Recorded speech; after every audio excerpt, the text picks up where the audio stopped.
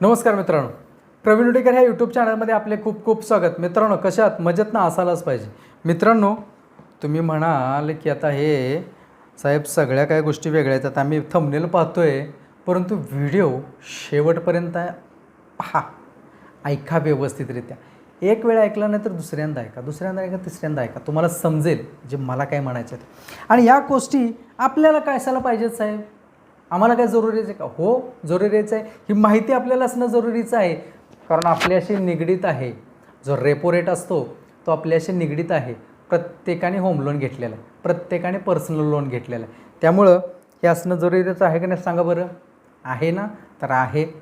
आणि म्हणूनच तुम्हाला सांगतो आहे. मग आपण येतो GDPवरती. GDP म्हणजे काय?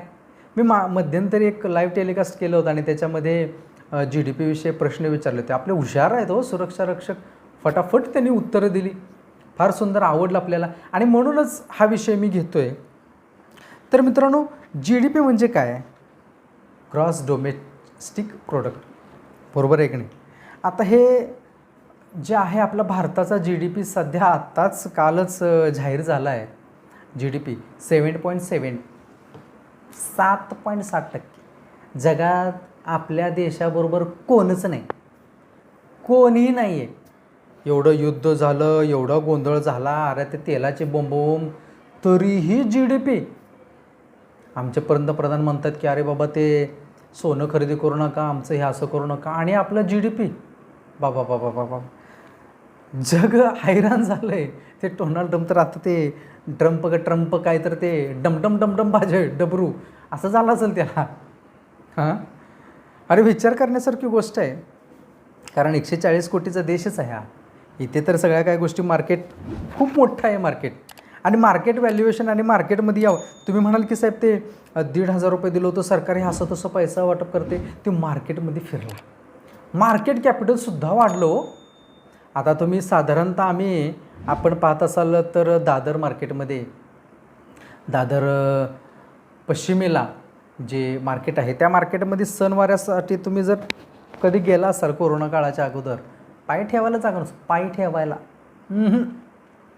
असं तसं धक्काबुक्की करून काय घ्यायचं असतं तिथं, पण ते 10 तोंडी घुसलेले असतात, 10-20 तोंडी, तुम्हाला वेळ नंबर यायचा मुश्किलच आहे, अशी परिस्थिती होती. त्याच्यानंतर कोरोना काळानंतर सुखसुखाट होता, फार विरळ. गणपती असो, तुमचं दिवाळी असो, दसरा असो, सण ओसाड होते. पण गेल्या वर्षीपासून जसं जसं का सर्व काय GST वगैरे कमी झाले आणि ह्या वस्तू ज्या खरेदी होत आहेत, बापरे, 2 व्हीलर्स 4 व्हीलर्ससुद्धा अफाट, म्हणजे 35 वर्षाचं रेकॉर्ड तुटलं. आत्ता जे मालवाहतूक जर आहे, सर्वात जास्त मालवाहतुकीसाठी घेतलेले आहेत. इलेक्ट्रिक गाड्या अक्षरशः वेटिंग आहेत, 5-5, 6-6 महिने, वर्षभर वेटिंग आहेत इलेक्ट्रिक्स गाड्यांसाठी. त्याच्यावरती काम चालू आहे काय कंपन्यांचं, भरपूरशा गोष्टी. इथेन ऑइल ते सुद्धा आता शासनानं नवीन काढलं. E20 होतं, 20% इथेनॉल होतं, E85 काढलं आता. पण आत्ताचं इंजिन चालेल का तर नाही चालणार. E85चं इंजिन आता ते बनवतील नवीन गाड्यामध्ये, तेच होईल आणि तेच तुम्हाला पेट्रोलमध्ये, म्हणजे 85% इथेनॉल. बरं, त्या सगळ्या काय गोष्टी वेगळ्या आहेत. आपण GDPवरती येऊया. GDP आणि तुम्हाला मी रेपो रेटबद्दल सांगणार आहे. तर हे GDP आहे मित्रांनो, आणि हे GDP ग्रॉस डोमेस्टिक प्रोडक्ट असतं आपलं, आणि त्याच्यामध्ये तो कसा काढला जातो ही थोडक्यात माहिती घेऊन त्याचा आपल्याला काय इम्पॅक्ट पडतो बघा. त्याचं C+I+G+ कॉलममध्ये X-M कॉलम असं आहे ते. आता त्याचं संक्षिप्त थोडक्यात मी हे काढले तुम्हाला सांगतो की बाबा, C म्हणजे कन्झम्पशन म्हणजे उपभोक्ता ज्याचा खर्च आहे तो, I म्हणजे इन्व्हेस्टमेंट गुंतवणूक जे आहेत ते, G म्हणजे गव्हर्मेंट एक्सपेन्सेशन जे आहेत ते, X म्हणजे एक्सपोर्ट आणि M म्हणजे इम्पोर्ट जे आहे, जे एक्सपोर्ट इम्पोर्ट जे आहे, हा सगळा लेखाजोखा करतात आणि मग त्याच्यावरती GDP निघतात पर्सेंटेजवरती. ह्या सगळ्या काय गोष्टीमध्ये नंबर 1 इंडिया. सगळ्या गोष्टी बघा, कन्झम्पशन उपभोक्ता आहे ते वाढलेत भारतामध्येही आणि भारताच्या बाहेरसुद्धा. जे इन्व्हेस्टमेंट आहे, गुंतवणूक आहे, ते गुंतवणूक आपले लोकही इथं गुंतवणूक करत आहेत आणि बाहेरचे लोकही गुंतवणूक घेत आहेत आपल्यामध्ये, बरोबर आहे का. गव्हर्मेंटने बऱ्याचशाच गोष्टी कास्ट कटर केलेल्या आहेत, तेवढ्या कास्ट कटर क्रॉस म्हणजे घेतलेल्या आहेत सगळ्या, कट टू कट ज्याला म्हणतो आपण त्या पद्धतीनं.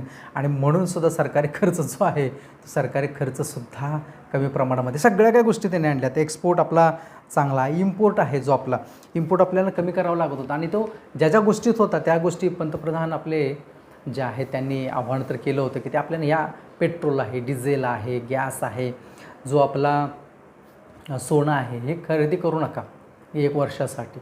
आणि ते आपल्याला बाहेरून जास्त प्रमाणामध्ये आपले पैसे खर्च होतात, ते जे डॉलर्स आहेत ते तिकडे जातात, बरोबर आहे की नाही. आणि म्हणून त्याने त्याच्यावरती केलं होतं. तर तो भाग होता आणि म्हणून त्या सगळ्या काय गोष्टी तर ह्याच्यामध्ये आवर्जून आपल्याला सांगायला पाहिजे की ह्या सगळ्या काय गोष्टींमध्ये आपण पण येतो बरं का.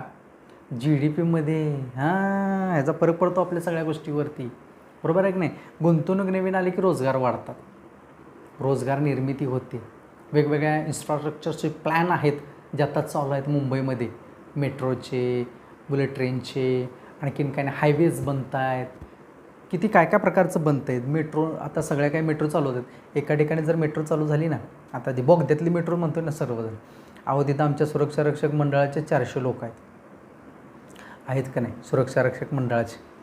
मग तिथे विचार करा, अहो महामंडळाचे 500-700 आहेत, म्हणजे सुरक्षा यंत्रणाच 1000 झाली तिथे, झाली की नाही.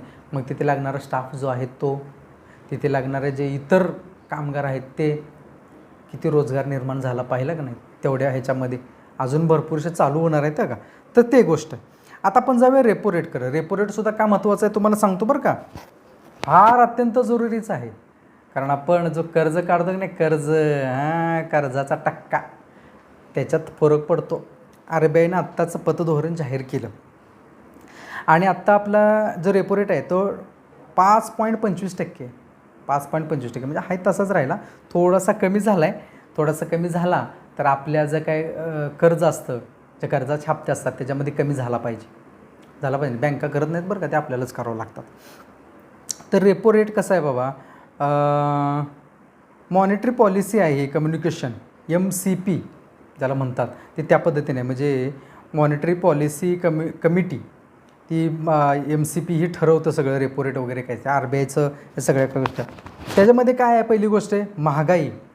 आपल्या भारतामध्ये महागाई, आर्थिक विकास तुमचा कशा पद्धतीने चालू आहे, बाजारातील तरलता, काय बाजारामध्ये बाजार व्हॅल्युएशन चालू आहे ते आहे, परत जागतिक आर्थिक परिस्थिती काय आहे. ह्या ज्या 4 गोष्टी आहेत, या 4 गोष्टीवरून मित्रांनो GDP हे सगळं काय करतो. महागाई कशा पद्धतीने आहे, किती महागाईचं रेट आहे, काय आहे, आर्थिक विकास आपल्या जे चालू आहेत, इन्फ्रास्ट्रक्चरचे प्लॅन आहेत त्याला गुंतवणूक कशा पद्धतीनं आहेत, ते कशा पद्धतीने चालू आहेत, ते बाजारातील तरलता, आयात निर्यात आहे काय, आपला जे छोटेसे बाजारपेठ, छोटे म्हणजे मोठेच बाजारपेठ आहेत आपल्याकडे, जे बाजारपेठ आहेत ते कशा पद्धतीने चालत आहेत, त्यांची आवक जावक काय आहे, ह्या सगळ्या काय गोष्टीचा विचार केला जातात. जागतिक आर्थिक परिस्थिती तुमची काय आहे का नाही, गुंतवणूकदार येत आहेत का नाही येत आहेत, कशात गुंतवत आहेत, काय करतायत, या सगळ्या काय गोष्टी मित्रांनो या रेपो रेटमध्ये असतात. आणि तो रेपो रेट आता 5.25% आहे. तो आपल्याला जर वाढला असता, समजा 6% जर वाढला असता, तर विचार करा, एका बँकेला एक 100 रुपये पाहिजे असते, तर 100 रुपये जर पाहिजे असले तर 6% त्याला घ्यावे लागले असते, म्हणजे RBIकडून त्यांना 6% घ्यावं लागलं असतं. मग त्या बँकेने तुम्हाला किती टक्क्याने दिलं असतं, म्हणजे तुम्हाला गृहकर्ज जर घ्यायचं असतं तरीसुद्धा ते 7-8%, 9% गेलं असतं. 2% तर त्यांना ठेवावंच लागतात, म्हणजे 6चे 8% झालं का नाही. मग तुमचं गृहकर्ज जास्त, पर्सनल लोन जिथं 10%, 11% आहे तिथं 13%, 14% झालं असतं पर्सनल लोन, झालं असतं काय. मग ह्या सगळ्या काही गोष्टी याच्यावरती निर्भर असतात आणि म्हणून आपल्याला हे माहिती पाहिजे. या सगळ्या काही गोष्टीवरती बारकाईनं आपल्याला लक्ष असलं पाहिजे. आता आपल्याला IT फाईल बनवायच्या आहेत, बऱ्याचशाच लोकांना IT फाईल बनवायचं माहिती नाही. त्यावेळेस आपला फॉर्म नंबर 16 ह्या महिनाअखेरपर्यंत आपल्या ॲप्समध्ये आहे. सुरक्षा रक्षक मंडळाचं MHA ॲप्स ह्या मुंबईमध्ये आहेत. इतर जिल्हा सुरक्षा रक्षक मंडळाने सुद्धा प्रत्येकाने मागणी करायची आहे, त्या मंडळाला लिखित स्वरूपामध्ये मागणी करा. आम्हाला सुद्धा मुंबई मंडळासारखं जो 16 नंबरचा फॉर्म आहे तो ॲप्समध्ये मिळाला पाहिजे. आम्हाला ह्या ॲप्समध्ये ह्या गोष्टी सुविधा मिळाल्या पाहिजेत.